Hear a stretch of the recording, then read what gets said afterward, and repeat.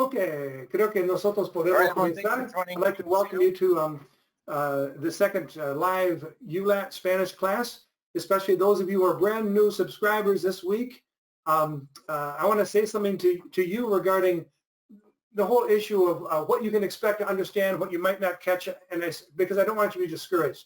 If you've just started, you haven't studied through lesson 1.12 thus far, don't worry about not understanding everything that we do as well as the things that I say to you. Just try and enjoy it, catch what you can, but you're going to be, and that's the second topic, pace. You're going to be advancing at a pace of your own choosing and of your own ability based upon the time that you can devote to Spanish, based upon your age. There's an enormous age range, I know, in the people who are currently subscribed to and using the ULAT. And so you establish a pace that you're comfortable with. Now, if you look in the general comments regarding the ULAT, I think it's under About on the web page, you'll see that I say that if you can devote 45 minutes a day for 180 days, you will have studied approximately 1 year's worth of Spanish. And generally speaking, that's true because that's exactly what, as a classroom teacher, I had to work with my students.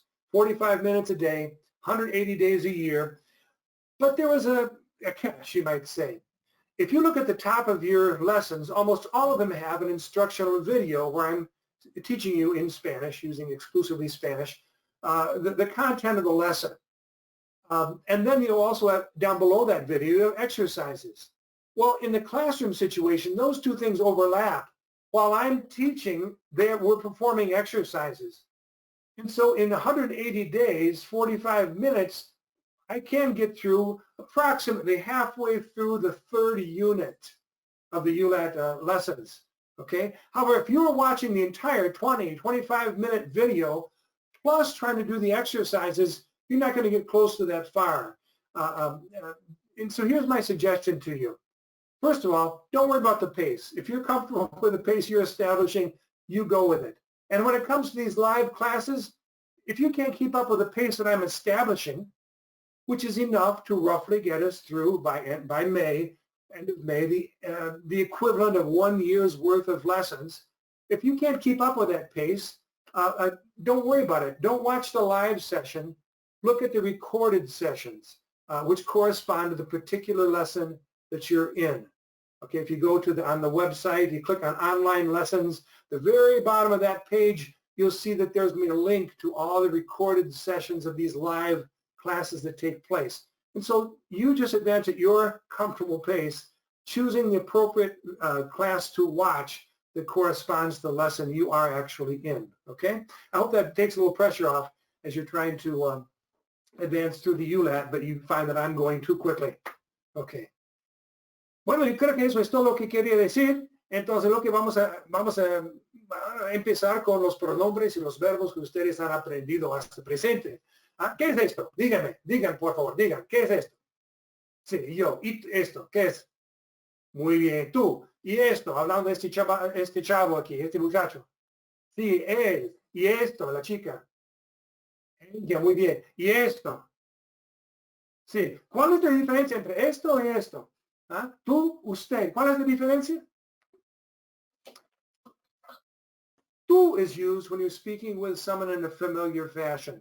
That is to say, they're a friend, a peer in school, a classmate, somebody your age, somebody you know well. Maybe if you're an older person like an adult, it could be somebody in your church, for example. Within the church, I know at least in France was the case, and probably the same in Mexico, you use tú with people who are part of the congregation that you're a part of.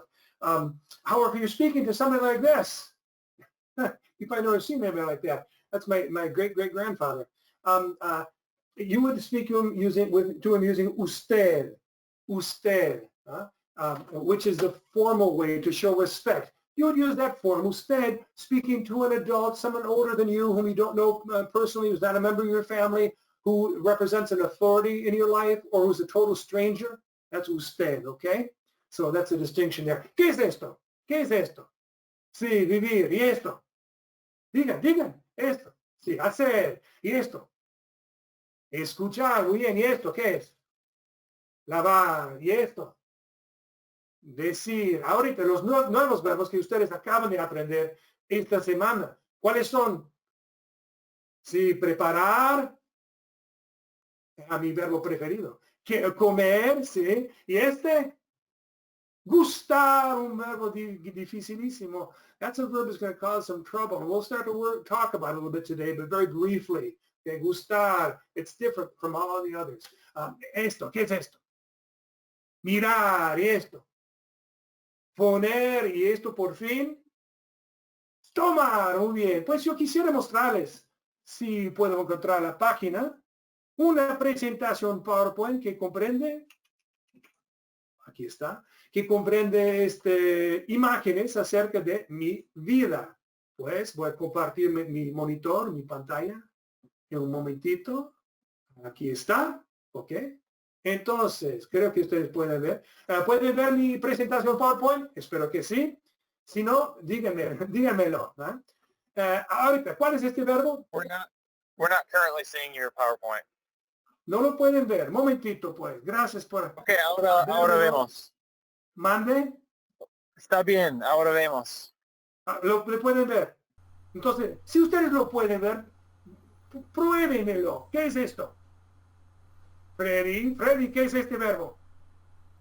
Vivir. Es vivir. Que estaba durmiendo. Bien, ok, entonces sí. Esto es vivir, bien. Vivir. Entonces, actualmente,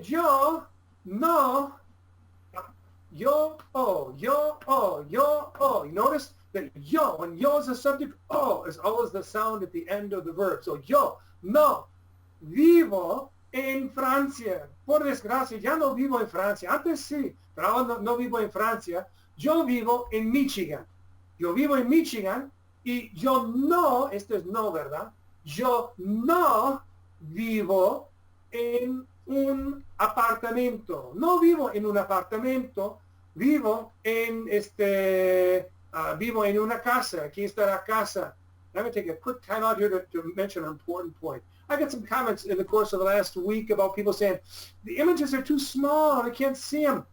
If you're using a smartphone, if you're using even an iPad with 3 people sitting around it, that's not going to cut it. That's not going to be big enough. If you know how to, you really need to cast this class onto your TV screen, or at least use a desktop computer with a significantly sized monitor.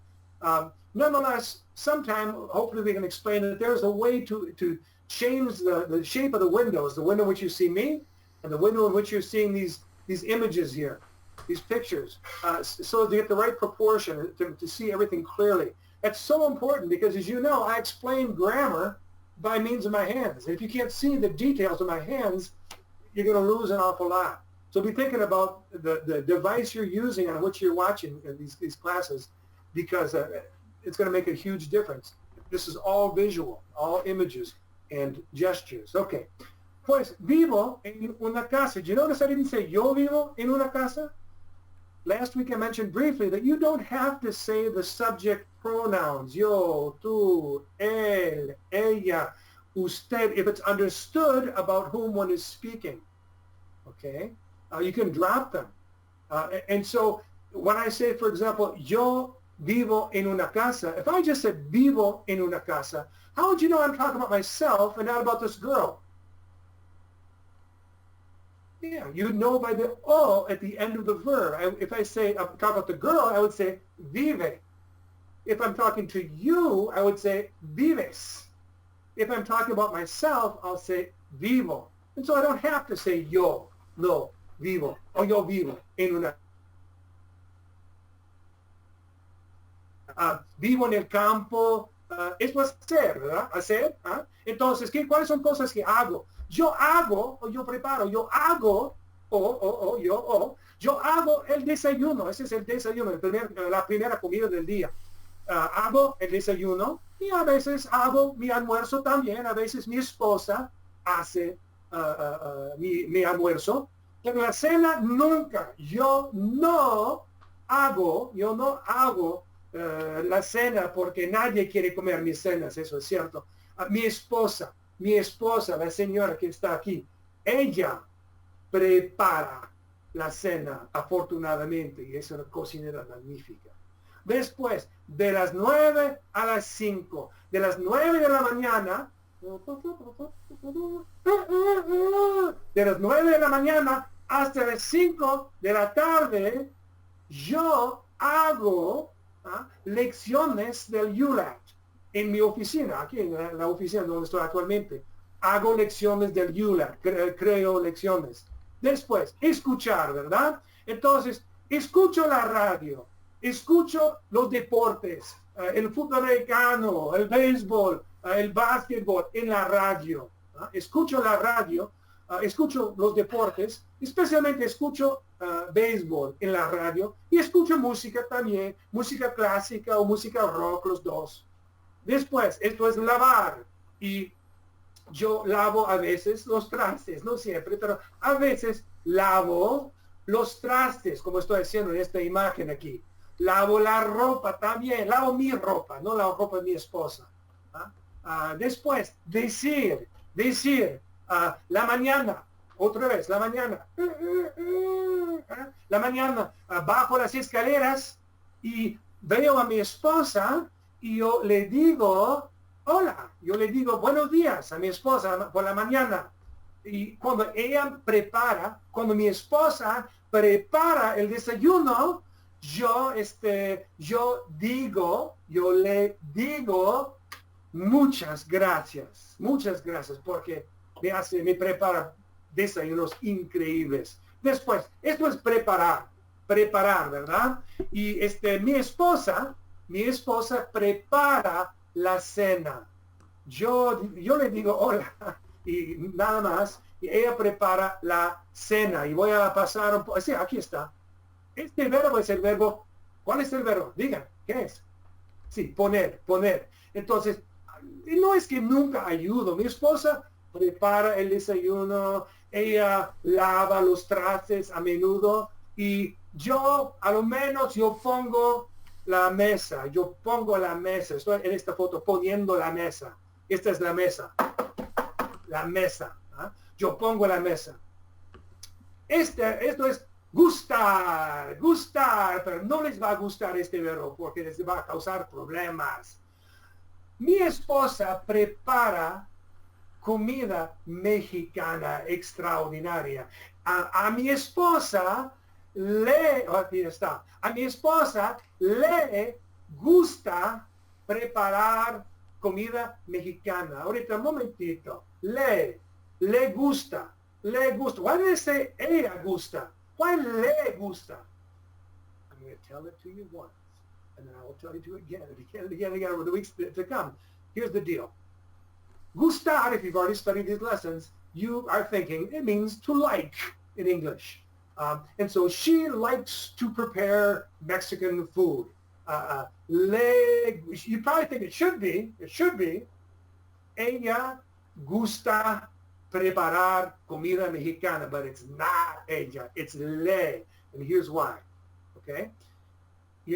Gustar does not correspond to the word like in English. It corresponds to a rather strange phrase, which is to be pleasing. And so when I say le gusta, I'm really saying that preparing, it's like take the sentence in the opposite order and you've got it. Preparing Mexican food is pleasing to her.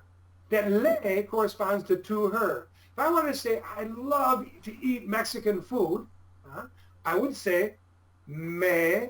I don't say yo. Notice that? With gustar, I told you it's a problematic verb. Me gusta comer comida mexicana. I'm not saying I like to eat. I'm saying eating Mexican food is pleasing to me, and that me is to me. All right? I'm not going to say anything more about it, so we could go on for a long time. But see if you can figure out over the course of the next few lessons how you use gustar differently than all the others. Okay.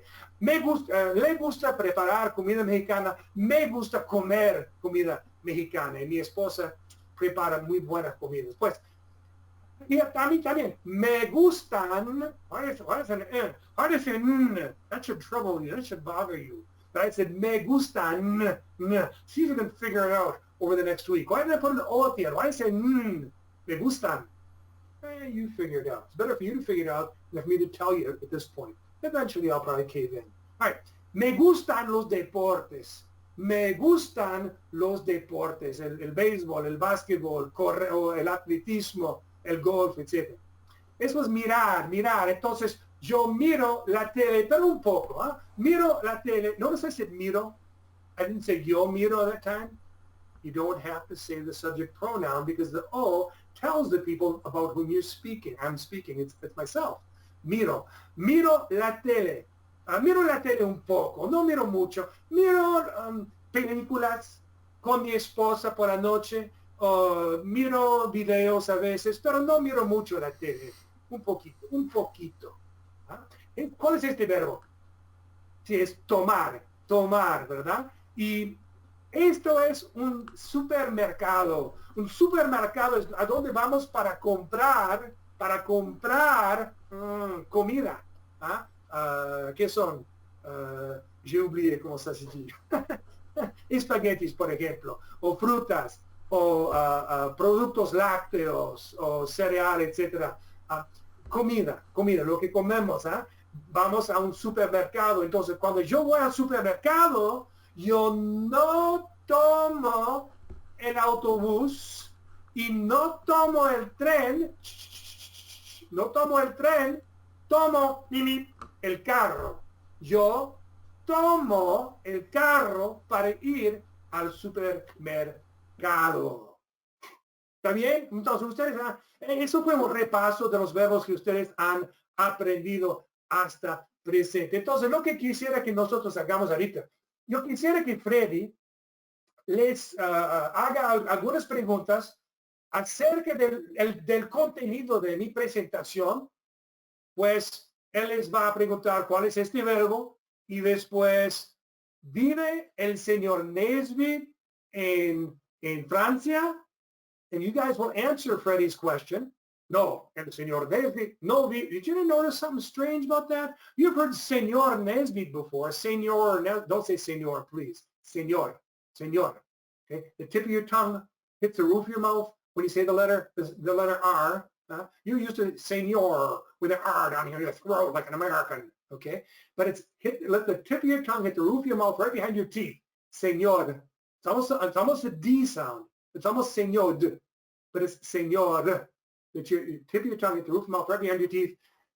Señor Nesbitt. But you've heard señor Nesbitt before. Señor Garcia, señor Lopez, señor whatever. Why did I say el señor Nesbitt? I said el, which is the word for the, by the way. El señor Nesbitt, because when you're talking to a person, and that's his title, you would say señor Nesbitt. If you're talking about him, you have to precede his title with the word the. You say, el señor Nesbitt es loco. O está loco. If you're talking about a woman, la señora Nesbitt, you have to say the Mrs. Nesbitt. When you're talking about her, talking to her, you say señora Nesbitt. Talking about her, you say la señora Nesbitt es hermosa. Es muy hermosa. ¿Ok? Ok, otro. Entonces, Freddy les va a preguntar, ¿vive el señor Nesbitt en Francia? You're going to answer his question. Then he'll ask you a question about you. He'll say, vives tú. But I bet you after a little while, Freddie will stop saying tú. He'll just say vives. Now, if he says vives, how do you know he's not talking about me? How do you know he's asking the question of you if he says vives? Right. If you hear at the end of the verb, it means the question is being directed to you. Okay? Well, that's what Freddie's going to do now. I hope I'm going to bow out. Freddy, te toca a ti. ¿Me oyes? Estoy aquí. Yo voy a hacerles estas preguntas, como dijo el señor Nesbitt ahorita. Entonces, voy a hacerles estas preguntas. Voy a darles una pausa. Y en la pausa, ustedes van a contestar la pregunta, ¿vale? Entonces, esto es lo que tenemos ahorita para hacer. Entonces, voy a repetir esta pregunta. ¿Vive el señor Nesbitt en Francia? ¿Vive el señor Nesbitt en Francia? No, no, es cierto. No, él no vive en Francia. No vive en Francia. Vive... ¿Dónde? ¿Dónde vive? ¿Vive? ¿Dónde? ¿Vive en Michigan? ¿Vive en Michigan el señor Nesbitt? Sí, sí, es cierto. Él vive en Michigan. Vive en Michigan. Continuaremos. Pregunta para ti. Entonces, la pregunta para ti es esto. Perdón. ¿Vives tú en Michigan? ¿Vives tú en Michigan?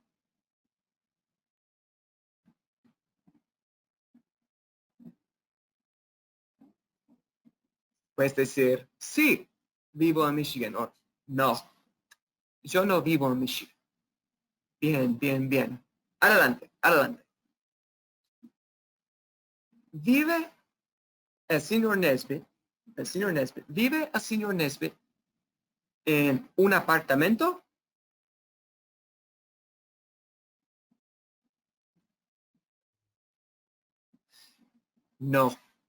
No vive en un apartamento, ¿verdad?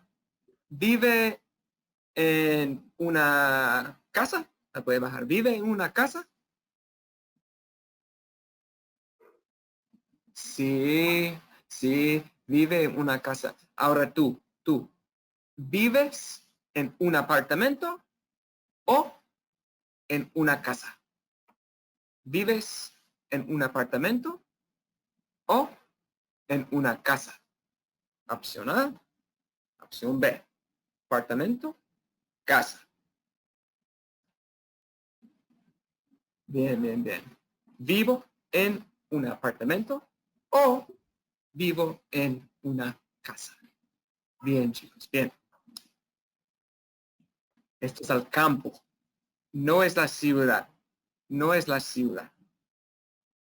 Yo conozco al señor Nesbitt, entonces puedo ayudarles un poco con eso. Pero, ¿vive el señor Nesbitt en el campo? ¿Vive el señor Nesbitt? ¿Vive el señor Nesbitt en el campo? La respuesta es sí. Sí, el señor Nesbitt vive en el campo. Él no vive en la ciudad. Tráfico, contaminación, muchas personas, muchas cosas en la ciudad, ¿no? Él vive en el campo, no en la ciudad. Detroit es una ciudad, no vive en la ciudad. Tú, ¿vives en el campo o vives en la ciudad? Campo, ciudad. Campo, ciudad. Bien. ¿Vivo en el campo o vivo en la ciudad? Bien. Hacer. Tenemos la palabra hacer. ¿Me oyes? Vamos a... ¿Sí? Esta pregunta es difícil. Lo que estoy diciendo por medio de esta imagen es qué haces desde las 9 de la mañana hasta 5 de la tarde. Entonces, ¿qué haces durante el día? ¿Está bien? Bueno, sí, está bien. Yo escuché todo. Bien. Vamos a hacer esto. Entonces, desde las 9 de la mañana hasta las 5 de la tarde, ¿no? ¿Qué hace el señor Nesbitt? ¿Hace comida? No hace mucha comida. La esposa hace la comida, ¿verdad? ¿Hace lecciones? Similar al inglés, a la palabra en inglés, lección, ¿verdad? ¿Hace lecciones? ¿El señor Nesbitt hace lecciones? Sí, él hace lecciones. ¿Tú haces lecciones? ¿Eres profesor? ¿Eres profesor? No hago lecciones. Yo no hago lecciones. Escuchar. ¿Escucha al señor Nesbitt la radio?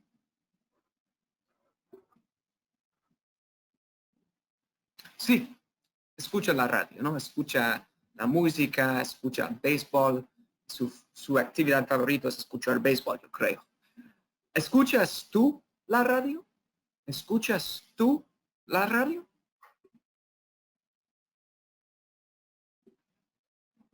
Bien, sí.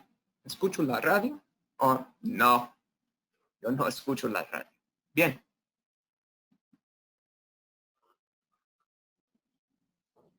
El verbo es lavar. Lavar. El señor Nesbitt. ¿Lava los trastes?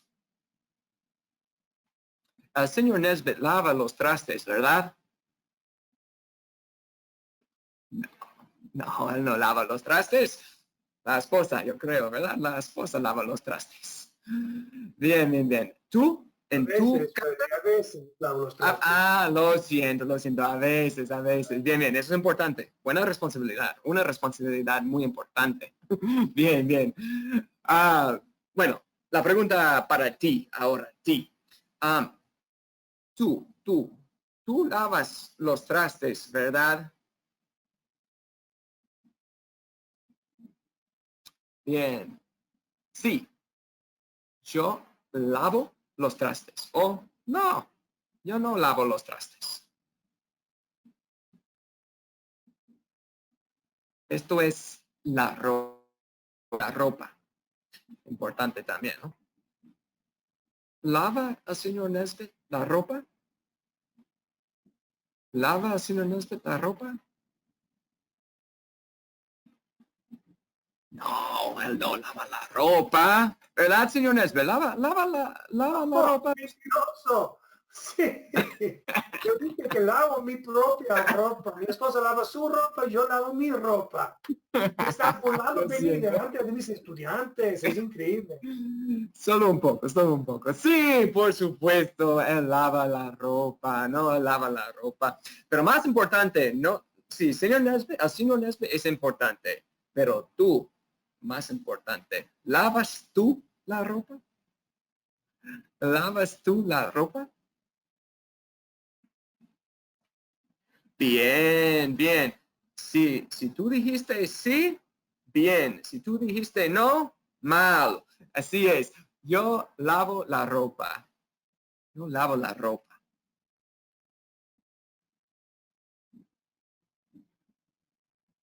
Ok, vamos con mirar, en este caso, mirar. No, perdón. Entonces, Me equivoqué con la foto. No debe de debe ser ser mirar. poner, ¿verdad? Es poner, ¿no? Sí.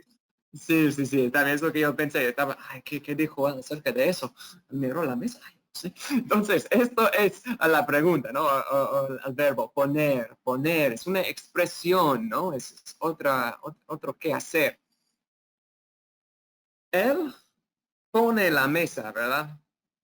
Él pone la mesa, ¿verdad? Pone los trastes en la mesa, ¿verdad?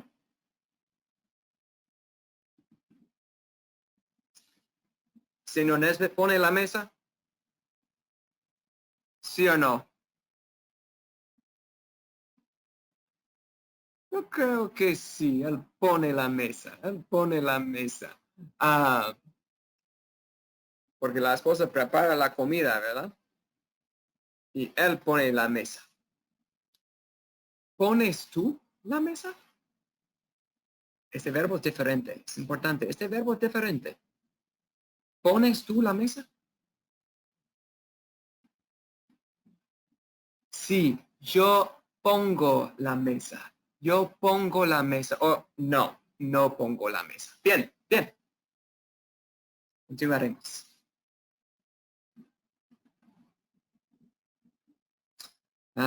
Este verbo diferente, ¿verdad? Este verbo diferente. Está bien, está bien. A la esposa del señor Nesbitt le gusta preparar la comida, ¿sí o no? Sí. Ok. Frase completa, frase completa. Pueden repetir conmigo si quieren. Sí, a ella le gusta preparar la comida. A la esposa del señor Nesbitt le gusta preparar la comida. Y el señor Nesbitt va a explicar eso más tarde. Entonces, si no comprenden, está bien, tranquilos. Pueden contestarme.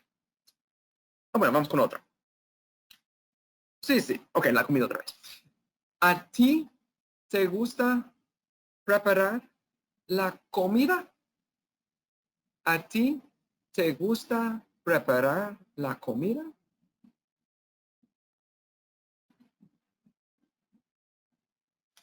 Sí, me gusta preparar la comida. O no me gusta preparar la comida. Sí, yo tengo una buena pregunta para ustedes también. A ti individualmente. ¿Te gusta comer la comida mexicana? ¿Te gusta comer comida mexicana? Enchiladas, tortillas, frijoles, guacamole, pico de gallo, todo eso. ¿Te gusta comer comida mexicana? ¿Sí o no? Chao.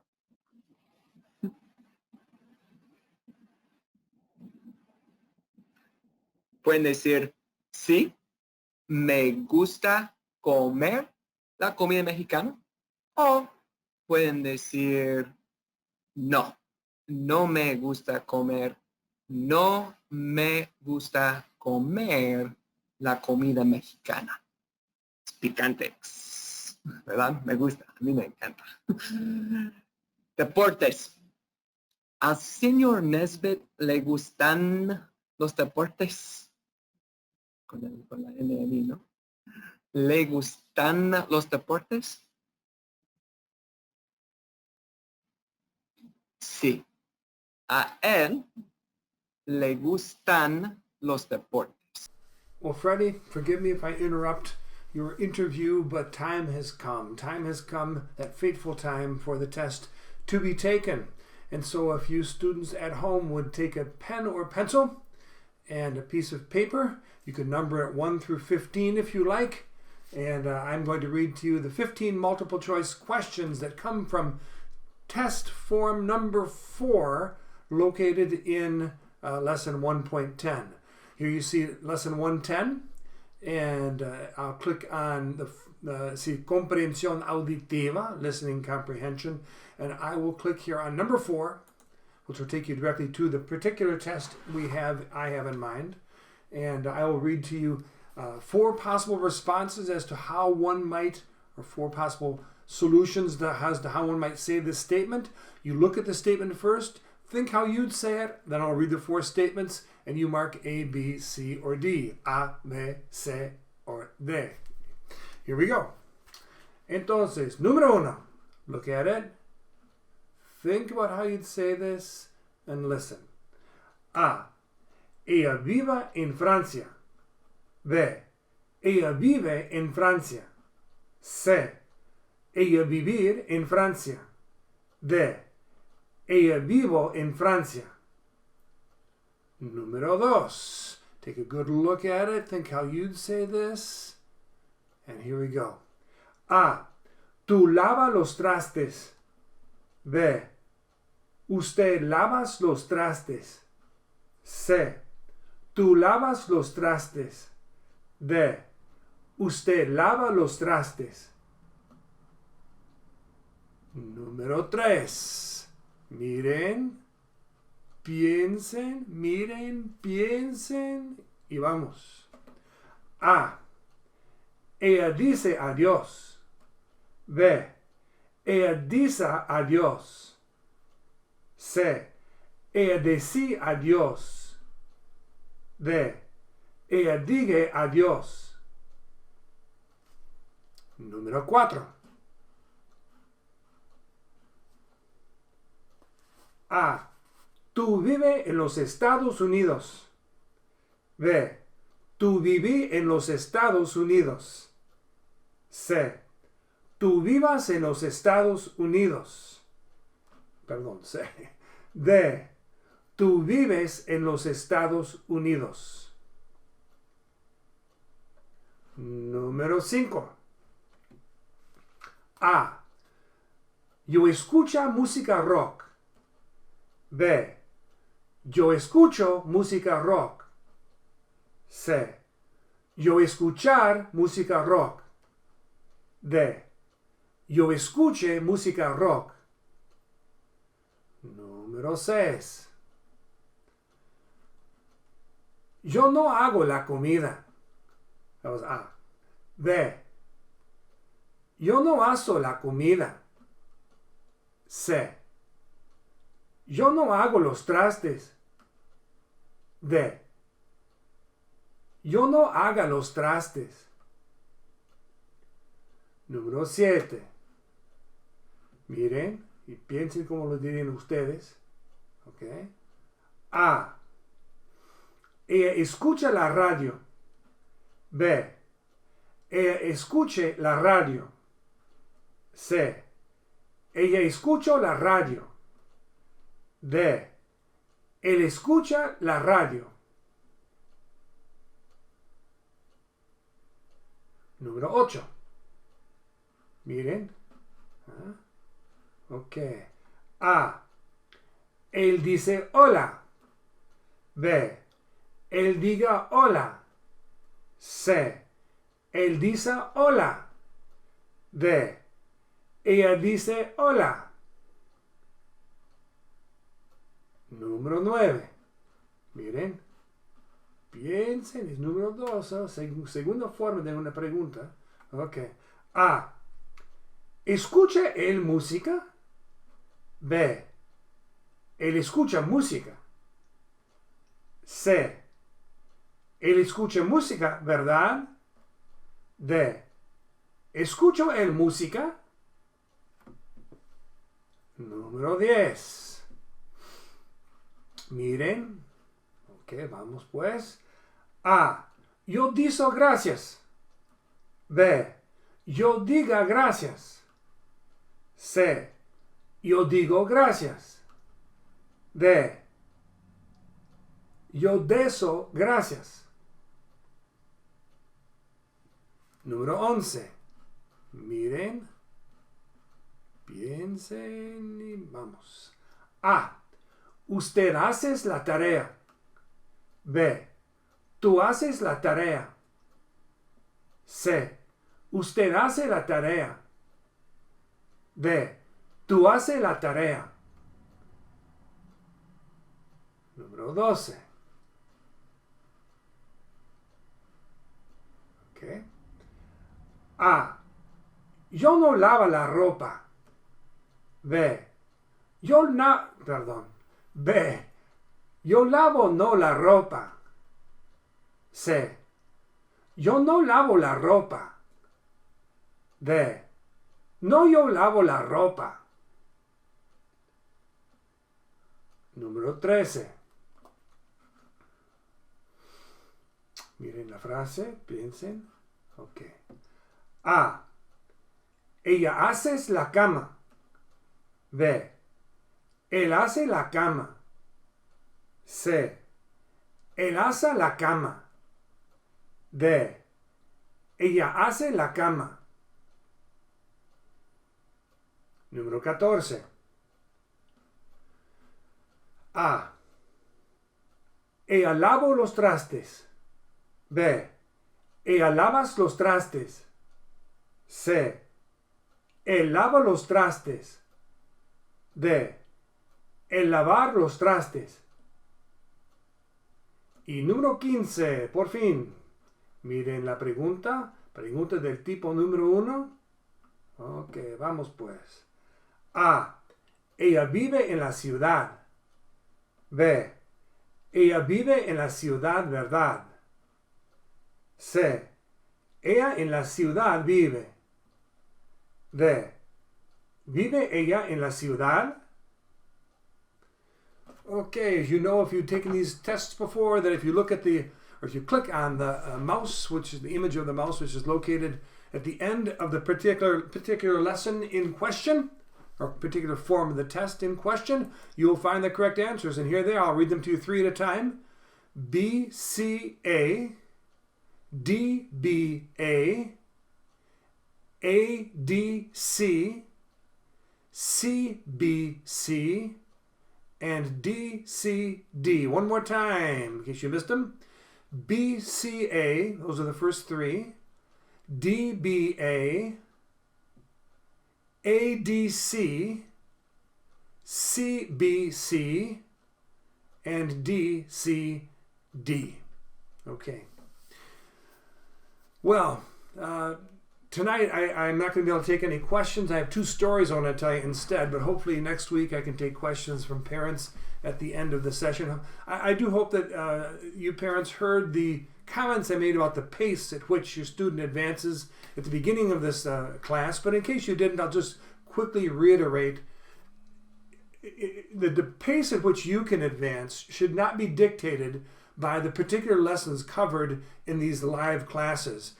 You can, depending upon the age of the student, depending upon how much time you can afford to spend on a daily basis or every other day or whatever it is, with studying the ULAT lessons, the pace is going to vary from one person to another. So don't feel shackled by the specific lessons being studied that week in the live lesson.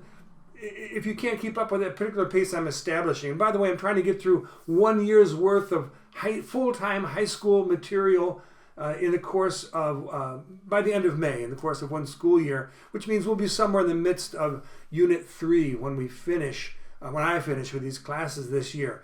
But if you can't keep up with that pace, which is quite understandable because we have all age, a great age range here among the students who are using the ULAT, just look at the end of the list, or I should say the page, entitled Online Classes at the ULAT website.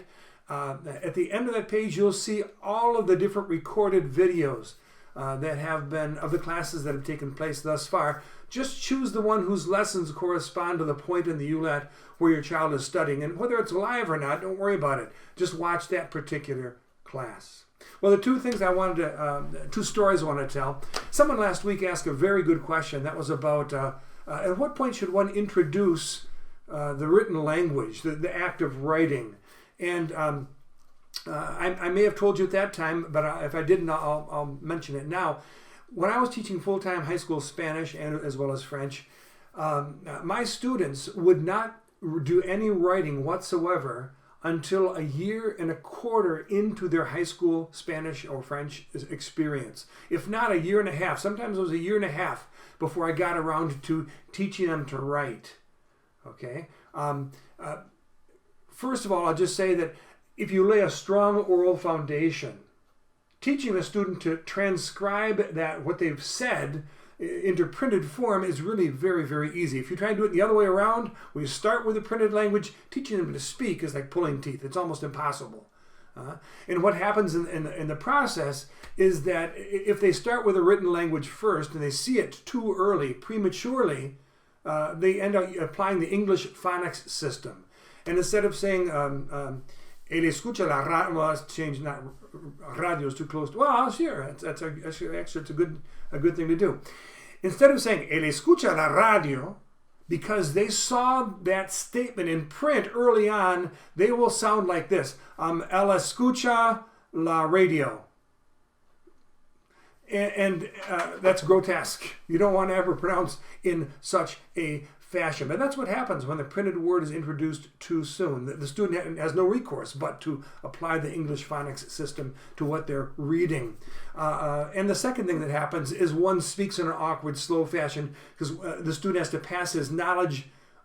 He passes knowledge of Spanish, his ability to express himself in Spanish, through the grid of his knowledge of English first before speaking. And why is that the case? Well, it's because the written word is frozen in time. When someone walks up to you on the street in Mexico, Mexico, and says, ¿Dónde está la estación de trenes? You've got to respond instantaneously, comprehend and respond instantaneously. That takes a lot of practice, and that's what during the first 1.25 years, 1.5 years I'm doing, is just 100% of the time interacting with students in the language, in the target language. constant oral interaction.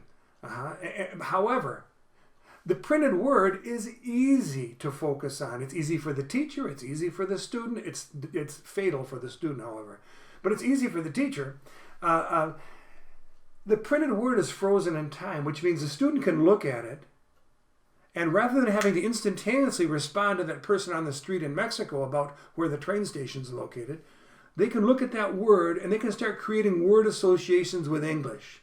They can think about it, try and say it to themselves inwardly a few times, probably pronouncing it very incorrectly, and then make word associations with English or translate that word in their mind to English. And that's fatal. Teachers want to teach what are called linguistic reflexes, where for example, when I do this gesture, instantaneously the student should hear in his or her mind, escuchar. They shouldn't think, listen. He's talking about listen. I think listen is escuchar. That's why it's so critical not to expose students prematurely to the written language, okay? So you would think, therefore, and here's the first of the two stories I want to relate, you would think, therefore, that if you start students a year and a half into their studies in the midst of high school with a written language, that by the time they would get to third, fourth, or let's say college, get to the first year of college, and they're going to study Spanish in college, that they would be behind the other students in the class, in the school, in their class at the university level, who had a more traditional education, who started writing statements right from the very first week in their first year of Spanish study in high school. It's not the case. It doesn't work that way. I had a student who studied with me for 4 years at the last school in which I taught. And when she went off to college to minor in Spanish at a university in the western side of the state of Michigan, she wrote back to me and said, first of all, that the students in her class were horrified that the teacher was teaching the class in Spanish. Now, they wanted him to teach in English. They were very uncomfortable with hearing Spanish all the time, whereas she wasn't, because that was the norm in my classroom. But secondly, and this is the most appropriate point for what I'm trying to get across right now, they would do peer editing. That is to say, the students would write a composition, and then they would give it to another classmate who would correct the grammar and find mistakes with it and make suggestions. Well, when she would peer edit her classmates' papers, she said grammatically it looked more or less correct. The conjugations were correct. Verb, like the number and gender of articles and adjectives was more or less in line, but what they wrote made no sense. She couldn't understand what they were trying to say. And now, why was that the case? It's because they were passing their ability to express themselves through their pen or their keyboard, through their knowledge of English first and translating into Spanish, and consequently saying atrocious, nonsensical things. Whereas in her case, she had learned in high school what the music of the language should sound like before she ever began writing it. So transcribing the language when you know what it's supposed to sound like onto paper is really a very easy process. But if you don't really know what it's supposed to sound like when it's spoken, you're really just writing English using Spanish words. The second story I want to relate deals with this whole issue of, the danger of expressing oneself by means of translation, thinking in English and speaking in French or Spanish. In this case, it's French, because I spent a lot of my life in France. And as a 16-year-old student, I went to France as an exchange student. I lived in a little village with a French family named Dupré, a wonderful family. They really helped me enormously develop a love for the French language and culture. And on Sunday, the midday meal, and this is back in the 1960s, things may have changed somewhat, but the midday meal in the 1960s in a French family on Sunday was the biggest meal of the week. It was a very formal affair. The mother would run to the kitchen. You'd have 5 or 6 different, we call them dishes, I guess, in English. 5 or 6 different dishes where the mother would bring out first maybe soup, and then she'd change the dishes, go back to the kitchen, bring out new dishes, and we'd have the next course. That's what it's called in English, of course. And she'd bring out the next course, whatever it was, and we'd eat that. And then and in any case, this would go on for literally 2 hours. The meal on Sunday at midday, some of you would hate that, would last 2 hours, and we'd sit around the table talking about what had been going on in the course of the week, enjoying the wonderful food. Well, at that point, French people tend to be shorter than Americans in general. It's a great gross generalization, but nonetheless, generally speaking, it's true. And at that point, at the age of 16, I was a little over 6'5", and I was skinny as a rail, which I'm not now. And I was so skinny, and I stuck out like a sore thumb in France. I was head and shoulders taller than the rest of my family there. They felt they had to just stuff me with food because they were concerned about sending me back to the United States to my parents, looking as skinny and scrawny as I did when I arrived. And so Madame Dupré used to try to just stuff me with food. So we got to the end of this long meal, and she was trying to offer me yet something else, and I just couldn't eat any more. And I wanted to say, no, thanks, I'm full. Well, the problem was I spoke by means of translation at that point, early in my experience in France, because that's the way I had been trained from elementary school into junior high school into high school.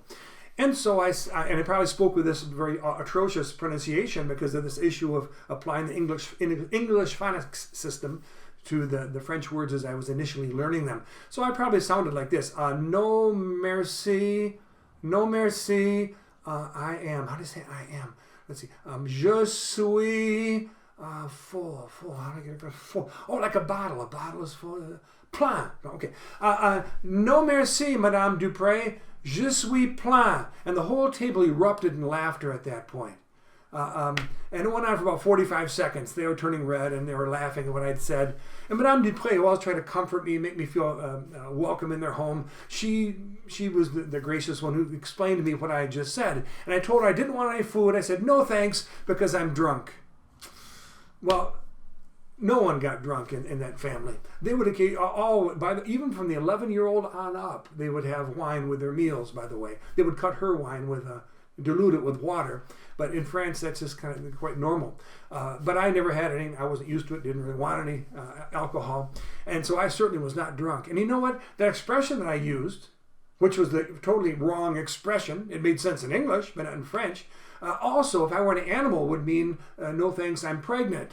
That's how you say in slang that an animal is going to have young, going to have a litter, is that they're plein. Okay. So you don't want to do that kind of thing. You don't want to go to Mexico or Spain or wherever, any Spanish-speaking country, and say atrocious things that make people laugh at you. Therefore, be patient with, at this point, your imprecision of understanding as to exactly what words mean. Do you really know what hacer is? I bet you don't. And that's fine. It's got something to do with using your hands, but not always. But it can be using your hands and kind of putting things together. I don't know exactly what it means, but I've seen it means yo hago la tarea, and that tarea looked like homework, so I put together homework. Or it also the bed. I saw the guy doing this, and he used hacer for the bed.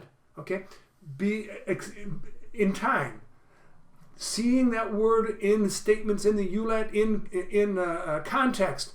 The word's meaning will become more and more clear to you, but it will not become clear to you in the wrong way. If you're a parent who wants to make things easy and comfortable for your child, you're probably right now saying, well, this means this in English, and this means this.